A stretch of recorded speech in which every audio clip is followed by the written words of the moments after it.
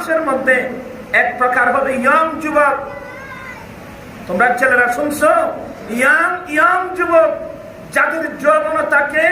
আল্লাহর ইবাদতের মধ্যে গঠন করেছেন, আল্লাহর ইবাদতের মধ্যে কাটিয়েছেন,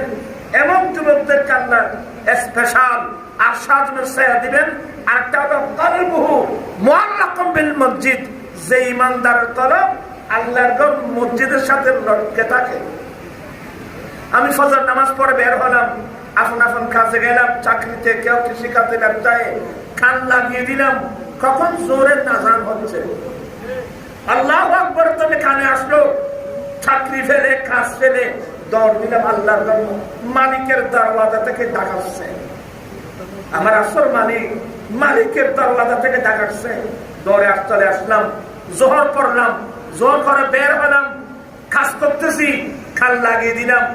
আসরের আজান কখন